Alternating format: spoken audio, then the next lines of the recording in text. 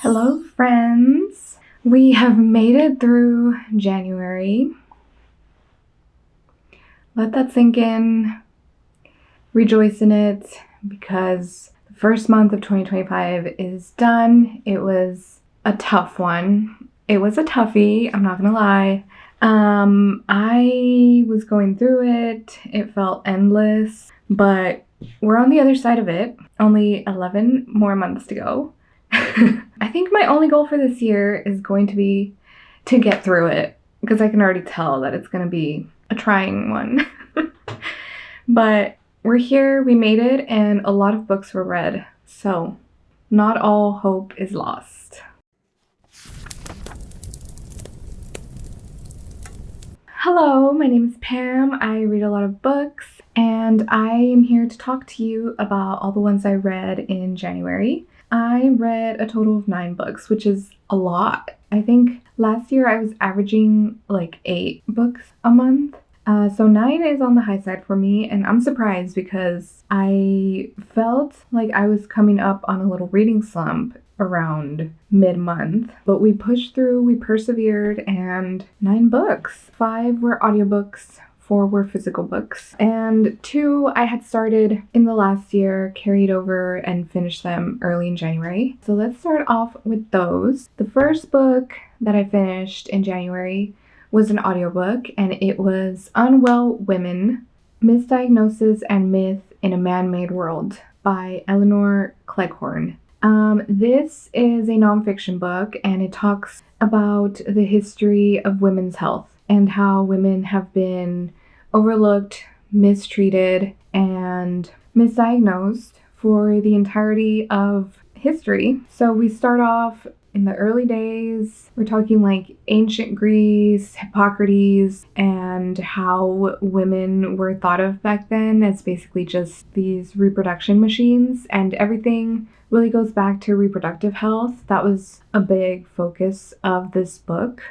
So this book is chronological. It just kind of goes through medical history through time, and specifically how women were treated by the medical field. It's very bleak. Obviously, a lot of it is very sad and infuriating, but there was a lot of history to go through. I found it a little difficult to get into and just through because it was so dense with case studies, and because it's trying to take on a big feat of recounting the entirety of history through this lens. I felt like if it was a little more focused on certain things or certain aspects of women's health, it could have been more informative and more engaging. But overall, I found it still very well researched and still worth the read because it's important information. A lot of it was stuff that I already knew, like the history of all of women's mental health and physical health just being discounted and attributed to hysteria.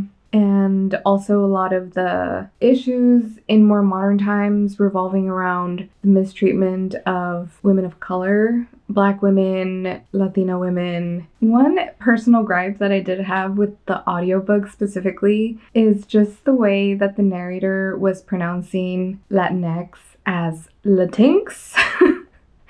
The author and the audiobook narrator are British, so I know Latinx is like contentious term, and I think it's mostly an American term because of just the racial composition and history of our country.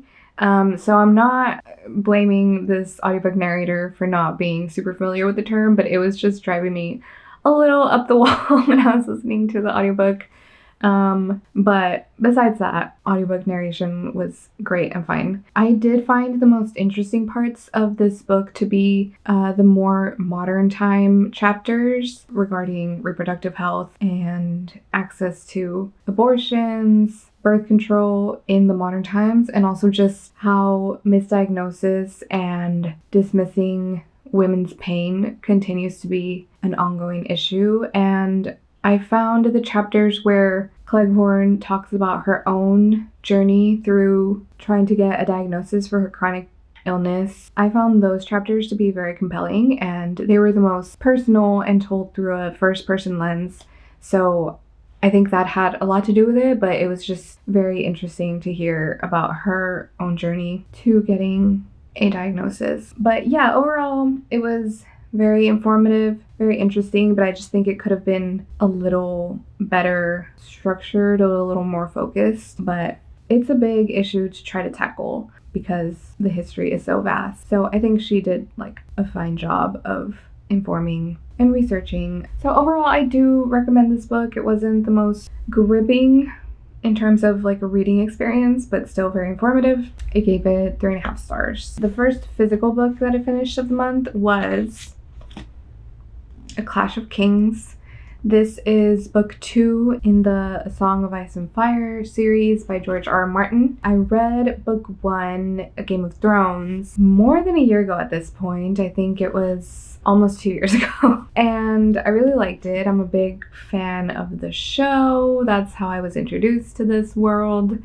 But I figured I should dive into the novels themselves because I know that there's a lot more lore and world building and information and storylines in the books. But like, she's a thick one, and this is a mass market paperback or whatever, so the words are so tiny. This took me a while to read. It took me almost a month.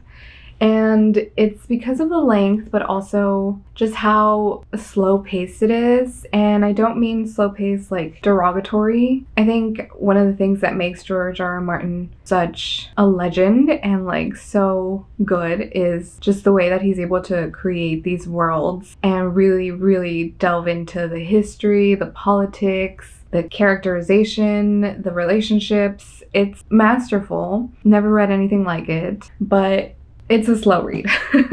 So this book follows, I think if you've seen the show, this is what seasons 2 and 3 are based on. So there's a lot that happens in this book. Like the first book, and I think like the whole series, each chapter follows a different character throughout the 7 kingdoms, and it picks up right after book 1 ends. I'm not gonna get too much into the plot because it's a sequel and you either know and love Game of Thrones or you're not interested. But I found this to be very good. I remember loving seasons 2 and 3. A lot is happening, and I find it so interesting knowing what I know now about the plot from seeing the show, just how early George R. R. Martin was like planting a lot of seeds and Easter eggs and foreshadowing. It's really fun to go back and read that stuff and be like, oh my god, he was telling us all along.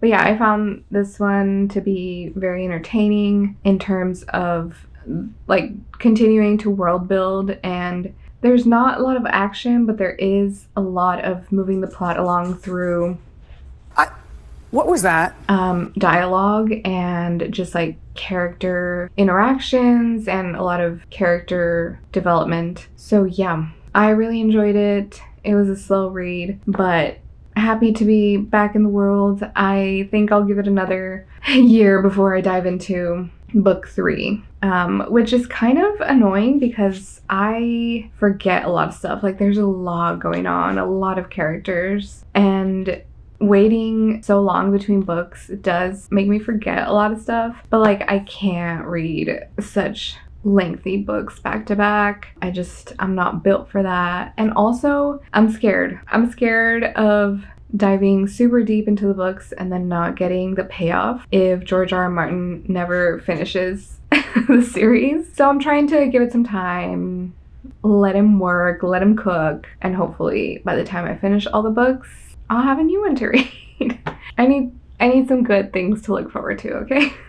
So I gave A Clash of Kings 4 stars. And then after that journey, I was not sure if I could dive into another like fictional world right away. So I went heavy on some nonfiction, and the next audiobook that I picked up was Defectors by Paola Ramos. And I also had a copy of the physical book, so I was kind of tag teaming those. But mostly I consumed it via audiobook, and I was just like coming back to the book when I liked certain quotes to highlight them and stuff. This is a nonfiction investigative journalism work by Paola Ramos, who is a Latina journalist, and she is also the daughter of the very famous Latino journalist Jorge Ramos. And this book explores the growing trend of Latinos venturing to the far right politically. Latinos who have for a long time been viewed as a consistent Democratic voting bloc in the last few elections have showed us that that's not the case anymore. We can't really be seen as a monolith, and a lot of people are being wooed by the Republican Party and by far-right extremism. And Paola Ramos goes around the country interviewing people who align themselves with those views and who have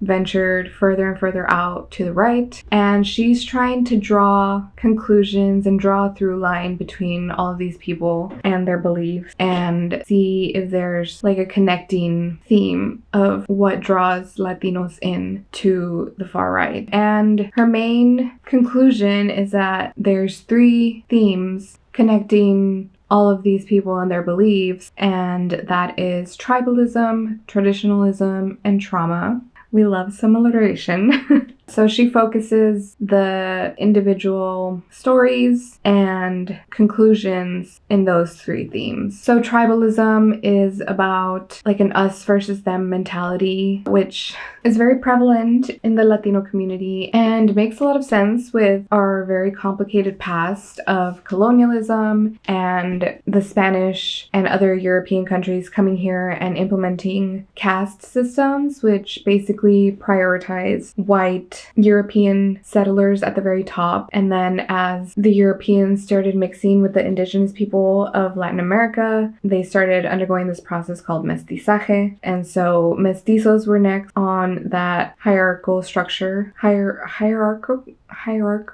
whatever. And at the very bottom were indigenous people. So our culture has always been set up to follow a pecking order, and a lot of it is based off of colorism. And then once we introduce slavery into the mix, there's a lot of racism in there as well. And I think there's always been ways for us to try to distance ourselves from the most oppressed class by aligning ourselves with whiteness. And that's something that kind of cycles again and again, and is something that we're seeing again now with Latinos that entered the country or were born here who have citizenship, putting the blame and wanting to distance themselves and distinguish themselves from those who are undocumented and illegal in the eyes of the far right. And the Republican Party gives them a platform for that, gives them a narrative to distance themselves and create this division. And then traditionalism being Latino culture's conservatism and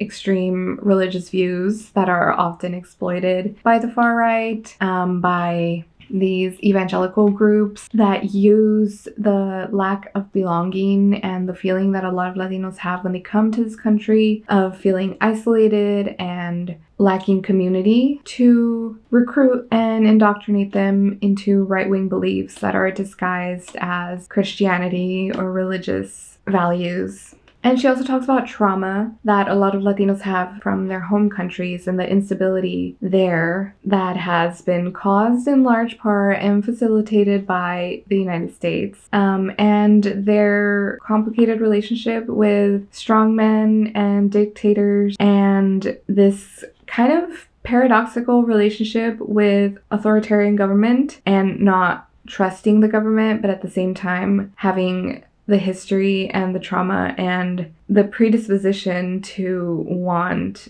authoritarian rule. So that was a very interesting section because I have always been fascinated and I've been wanting to learn more about why so many Latin American countries have such a history with dictatorships and authoritarianism, and that was very interesting to read about. It's kind of hard to cover everything in one single book, and Latinos, one of her main points is that we're not a monolith, so it's kind of interesting how she tries to narrow it down to certain points and certain unifying beliefs, but at the same time being like, well, we can't be thought of as a generalized group. But I think there's trends there, and I think that the Republican Party has done a great job of identifying and taking advantage of those trends, and the Democratic Party is falling behind. So I think this is a great case study, and I think everyone should read this, especially if the Democratic Party wants to appeal to Latinos and not lose that very powerful vote. I've been going back to this to try to understand like just my community and how a lot of them voted the way that they did this past election. So this was kind of a tough read for me, but a very good one. I'm glad I read it, and I am recommending this to all my friends, all my family members, everyone I meet. I'm like, you need to read this. So yes, I do recommend. I gave it 5 stars. At the same time as I was listening to Defectors, I started reading The Mexican American Experience in Texas: Citizenship, Segregation, and the Struggle for Equality by Marta Menchaca. And this is a book that has been in my TBR for a long time. The title of it and the themes were very personal and intriguing to me, which is why I picked it up at a bookstore a long time ago. But I just... It took me a while to get to it, but I finally did, and I think it was a great time reading this and listening to Defectors at the same time, because I think they were kind of in conversation with each other, especially in the first chapters where Paula Ramos is talking about a lot of our history with colonialism and caste systems, and just the way that the Latino identifier is kind of just made up by the American government and has been used in ways to discriminate against us, but then also to facilitate discrimination against other classes, particularly Black people. So I thought it was very interesting to read this, read about how the term Latinos and the term Hispanic and the categorization has both benefited us and also used as a tool to oppress us, depending on different moments in time and depending on what the end goal of the systems of power were.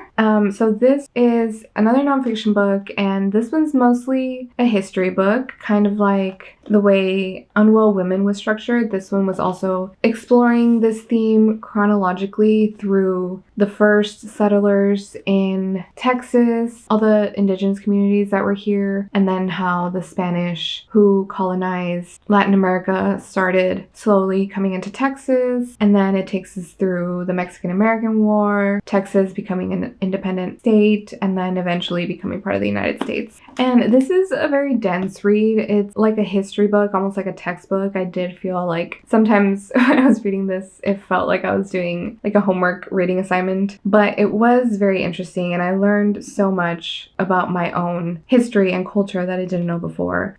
So as we move along through time, we see what the different issues affecting Mexican Americans in the state are. And it does change a lot, but it's interesting to see that there is a through line of what I mentioned before, just how it's hard to really identify people as Latinos, like that's kind of a made up construct, and how that is used in different ways, like the definition would change over time. And there's an interesting section in here that talks about like the first census records.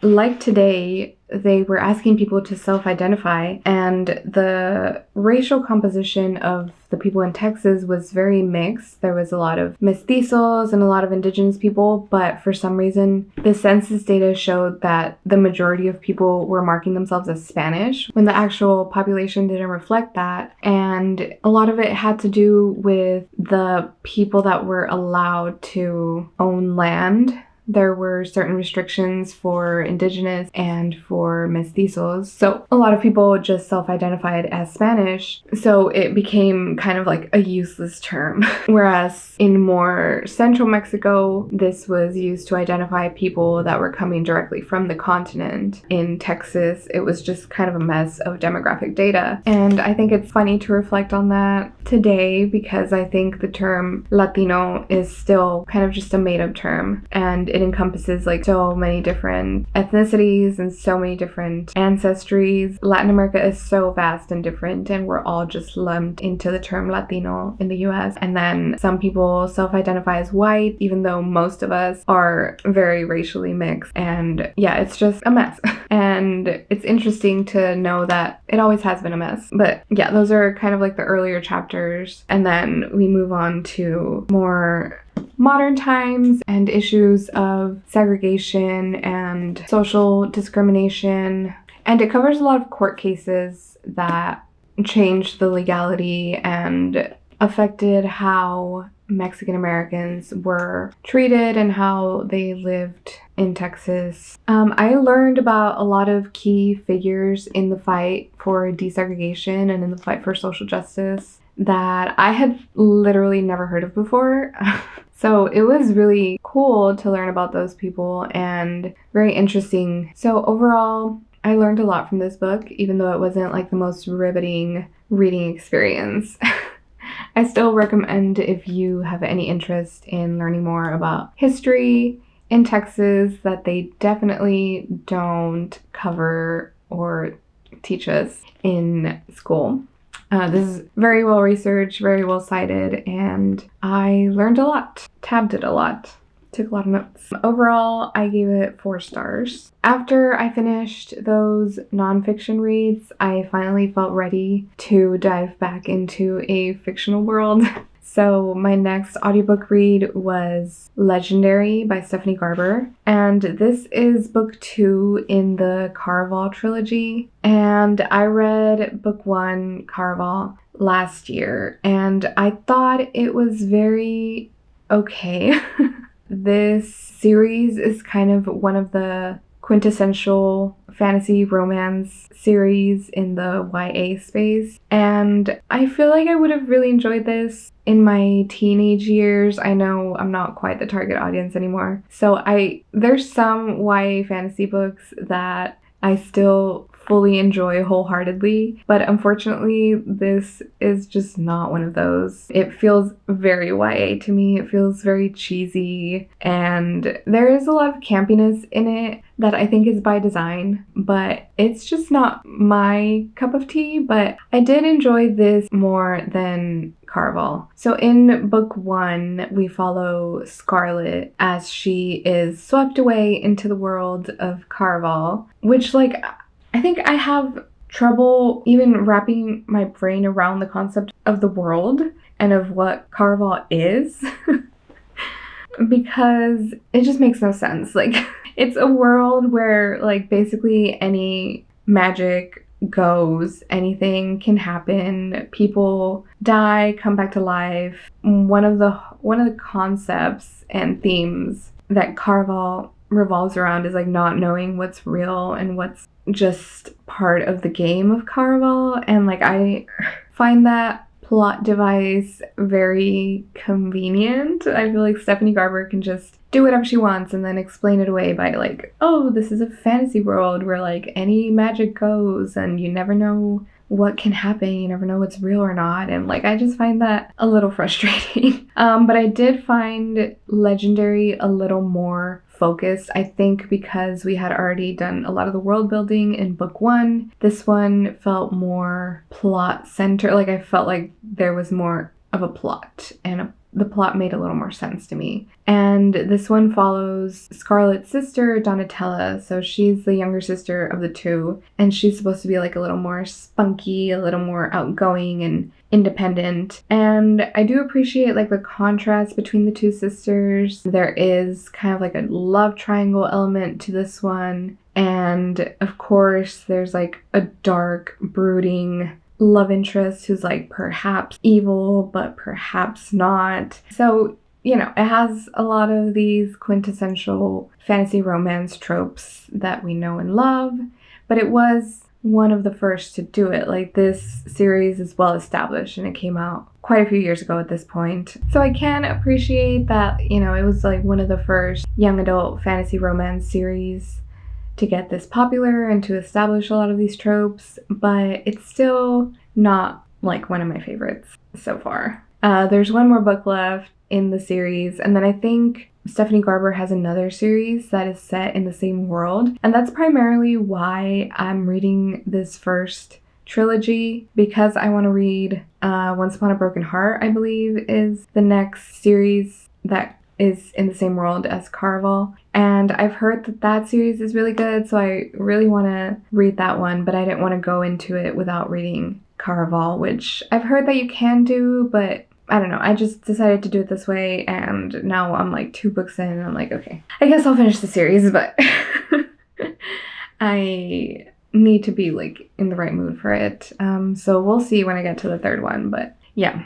That was Legendary, gave that one 3 stars. The next audiobook that I listened to after that was for one of my book clubs, which is a Latina book club, and we read You Had Me at Hola by Alexis Daria. And this is your typical romance with a Latina lead, and this was just like a fun time. I feel like whenever I go into romances, I just go in with the mentality of like, I'm just here for a good time, you know? I don't think too hard about it. I don't set my expectations too high. And I feel like that's the key for a lot of like these rom-com books. So this one is pretty standard. It follows Jasmine, who is a Nuyorican actress, and when we meet Jasmine, she's going through a very public and messy breakup. She keeps like finding herself in the tabloids because she was dating like this very famous musician, and they had a very public relationship, and now she's really going through it in her breakup, and she just wants to like escape it all. And she gets cast in a new streaming service show, like the Netflix of this world, and the show is starring like an all Latino cast, and it's like novela inspired. So she gets cast, and then she meets her co-lead romantic interest in the show, and she's like instantly smitten by him, and his name is Ashton Suarez, and he is also Puerto Rican. His name is Ashton. He's not white, but his name is Ashton. That's kind of like explained later on in the book, but like still, I couldn't get over his name being Ashton. So then the story goes from there. It's like a workplace romance, forced proximity kind of thing. And I thought it was fine. What I liked the most about this book was the Latino representation. There was a lot of Puerto Rican culture infused into it, and a lot of like Spanglish throughout, which can be kind of heavy-handed sometimes, but I thought this book did it pretty well. The book is dual point of view, which is not always my favorite. I struggled to connect with our male lead, with Ashton. He was kind of giving me nothing, and like their chemistry was non-existent. I feel like Alexis Daria kept telling us that they had a lot of chemistry, but I wasn't really seeing it or feeling it. And then something else that I had an issue with was that most of like the spicy scenes, which this wasn't like an over-the-top smutty book, it just had a few hot scenes, but I feel like most of those were from his point of view, and that just doesn't do it for me. I prefer the female point of view and the female experience, but most of it was from his point of view, and I just, yeah, it wasn't my favorite. And then also, like, I know that most contemporary romances are gonna, like, the 3rd act breakup, the 3rd act conflict is gonna be a miscommunication trope. I just know that that's the case, but, like, this one in particular kind of annoyed me. I didn't like the resolution. I felt like it was resolved too fast, and, like, the conclusion happened very fast. Everything was kind of wrapped up very quickly, and I just wasn't very satisfied by the ending. But like overall, the experience was a fun, distracting, lighthearted time. So it wasn't my favorite, but I did enjoy myself overall, so I gave this one 3 stars as well. My next physical read was Thornhedge by T. Kingfisher, who I adore.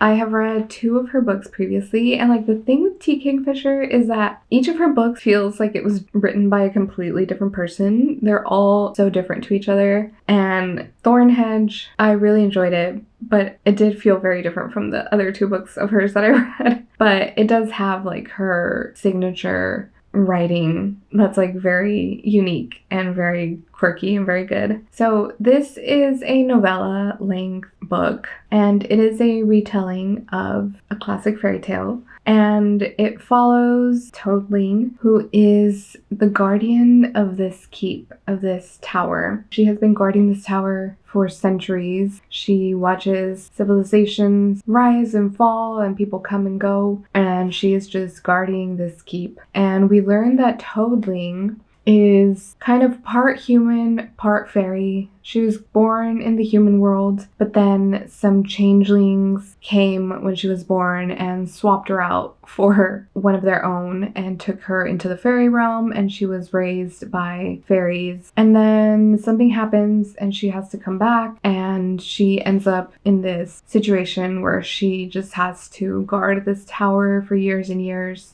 until one day this knight comes around and is like, I'm gonna free you from this curse, and I am going to get to the top of that tower because I've heard stories about a beautiful maiden who is trapped there. And Toadling tries to stop him, and we learn through flashbacks about her story, how she got there, why she needs to protect this tower. And it's just a very sweet, very beautiful story. And it has, like I said, T. Kingfisher's signature, very unique writing, and I really enjoyed it. It's a retelling, but it's unlike any retelling that we've seen. I feel like fairy tale retellings and like villain origin stories are kind of very popular in media, or they have been for a while, but this is very unique. It's like a twist on a twist even. And yeah, it's a very quick one. I mean, it's a novella, so it's only like 120 pages. So honestly, my only complaint is that I wish I had more. I want more Toadling adventures. It was very cute. One of my favorite parts was Toadling's reflection on beauty, because she's described as like this strange looking creature, and she's like, I know I'm not beautiful to like human standards, but that was something that I had to come to terms with because she was raised by these changelings who she considered beautiful for their attributes, like their strength, their swimming abilities, their compassion, and how they took her in and raised her, and she was like, yeah, they're beautiful. But then she came to the human world and learned that to human standards, they were pretty gruesome and ugly looking, and just the reflection of like beauty and what we consider beautiful was one of my favorite parts. But yeah, I really loved this. I'm looking forward to reading more T. Kingfisher, and I gave this 4.5 stars. Next, I read Interesting Facts About Space by Emily Austen, who is now like an autobi author for me. I read her first novel, Everyone in This Room Will Someday Be Dead, last year, and it became one of my top reads of the year. I freaking love that book so much. And this is her second novel. And like Everyone in This Room, Interesting Facts About Space follows a lesbian, mentally ill woman in her 20s, just kind of like stumbling through life. And I, unfortunately, or fortunately, I don't know, I just relate to Emily Austen's character so hard. As a fellow queer, mentally ill person with a lot of neuroses, Emily Austen just gets me, and I feel really seen by her characters. So this story follows Enid, who works at the National Space Agency, which is why she knows so many fun facts about space, which is where the title comes from. When we meet her, she is kind of at a breaking point with a specific phobia of hers that has intensified, and that phobia is of bald men.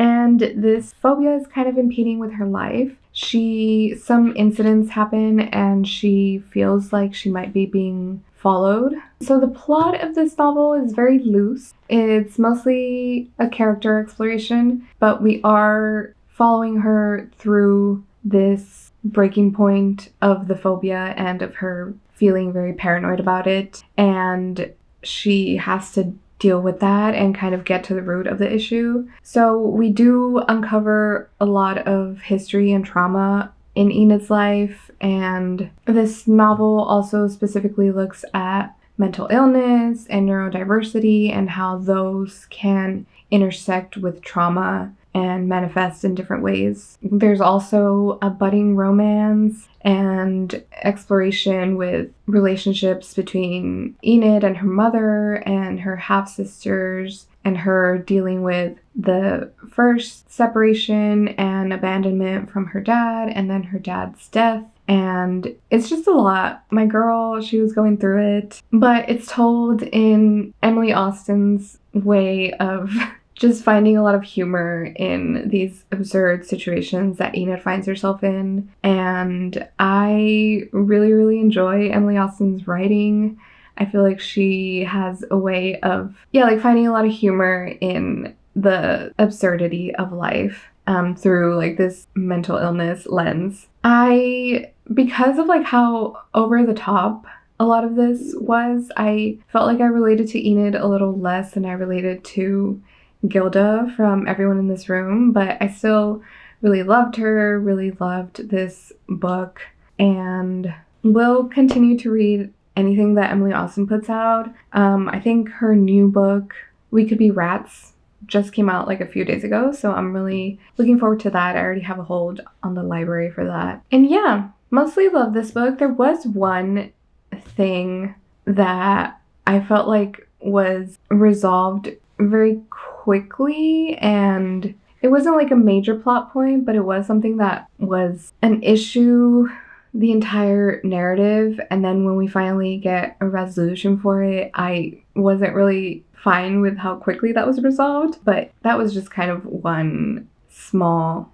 plot detail that I wasn't really that big of a fan of. But I won't get into spoilers. It wasn't big enough to affect my overall love for this book, and I ended up giving Interesting Facts About Space 4.5 stars. And that brings us to my last book of the month, which was an audiobook listen, and it was Diane Guerrero's memoir, In the Country We Love. Diane Guerrero is a Colombian-American actress, best known probably for portraying Maritza in Orange is the New Black. She was also in Jane the Virgin, and she was the voice of Isabella in Encanto.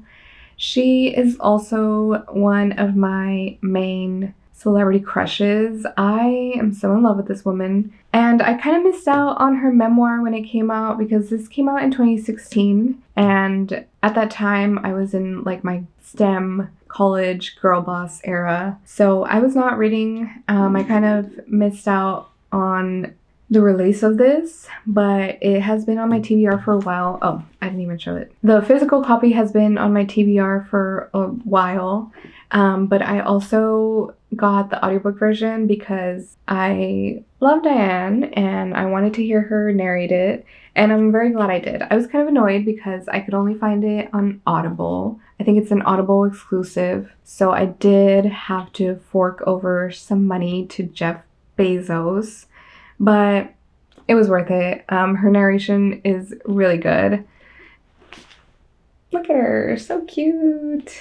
So again, I was kind of like tandem listening and reading the physical version, but her story is a very sad one. She was born in this country, but her parents came from Colombia and they were undocumented for her whole childhood. And when she was 14 years old, she came home to find that her parents had been detained and they were then deported back to Colombia, and she had to grow up for a large portion of her life without her parents. I had heard her story just based off of interviews, but hearing the entirety of it was very heartbreaking.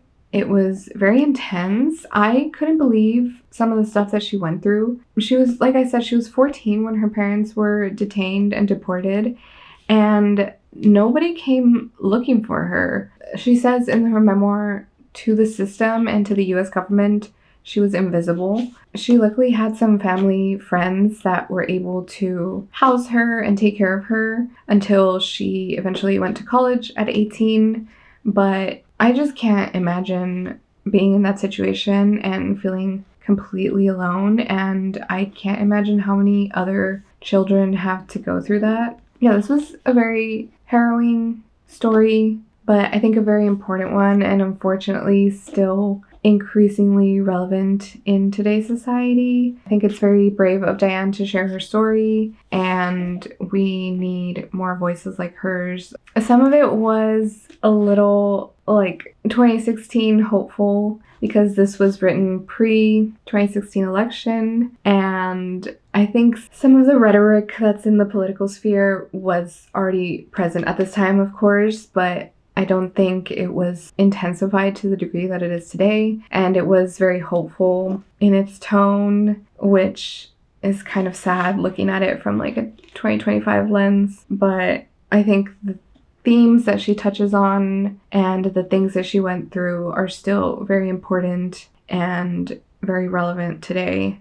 So I highly recommend this memoir. And Diane is just such a treasure. She is very funny, even in her telling of a story that is full of sadness and tragedy and trauma. She's still, she made it out on the other side as a very strong and powerful person, and I really loved her story. And besides the obvious trauma and horrible nature of her parents' deportation, she also talks a lot about depression and her struggles with that, which I thought was really interesting to hear about. And just hearing how she made it through that period post her parents leaving and then having to grow up without them, and how she eventually ended up being cast in one of the biggest Netflix shows was very interesting. Yeah, overall, I really enjoyed this memoir. Definitely recommend it if you somehow missed it like I did.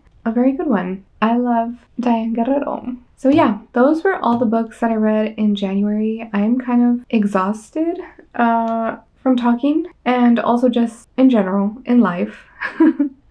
But we're gonna carry on because we have no choice. That's all there's left to do, is to keep going and to hold each other close, to care for each other. And I hope you're taking care of yourself. Yeah, do something that brings you joy today. I will continue to do so, and we'll see how many books we get to in February. Usually, that's the time when I like to read rom-coms. I like to get in my little mushy romance mood, but I don't know if that's gonna happen this year. We'll see how it goes. I love y'all. Thank you for being here. Catch you in the next one.